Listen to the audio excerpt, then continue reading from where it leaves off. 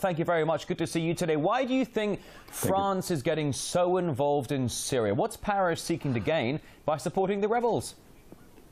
Well, I think France is being a very dishonest peace broker in this whole process, and I think they're acting as the cat's paw, if you will, for the U.S. State Department and Pentagon until after the U.S. elections. Obama doesn't want to get involved in what will be an extremely messy conflict directly in Syria until after the U.S. vote is over. So I think France is playing that hitman role.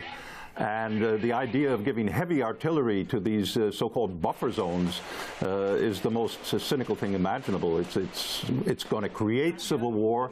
It's going to create bloodshed, anything but peace, as your commentator pointed out just previous to our discussion here.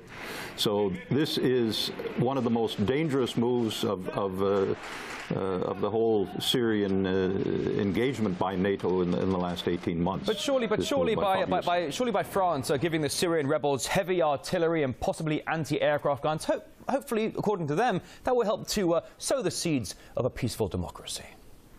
Well, I think if you look at what the Muslim Brotherhood has been reported doing since they took the presidency in Egypt, you'll see that the Syrian opposition is dominated by the Muslim Brotherhood, the same organization, and their long-term agenda is introducing an Al-Qaeda or Taliban-like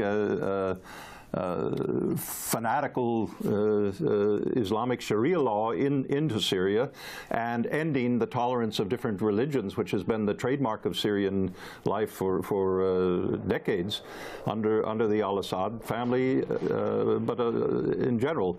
And there are reports from journalists inside Syria over the last months of the so-called opposition. In many cases, they're Al-Qaeda or Mujahideen that have been brought in from Saudi Arabia and elsewhere and provided guns and weapons, that they have beheaded civilians and blamed the atrocities on the Assad government.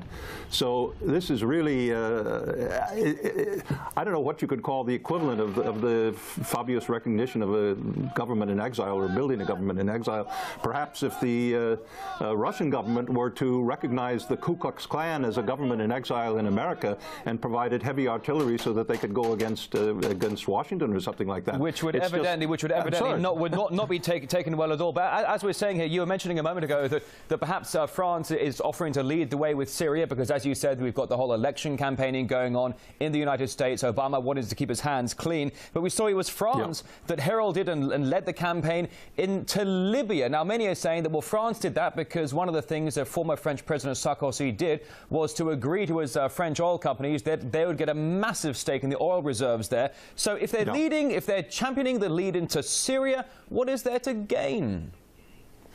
Well, that's a good question. The French elite, historically, going back to the Napoleonic era, if you want to, have always tended geopolitically to punch above their weight.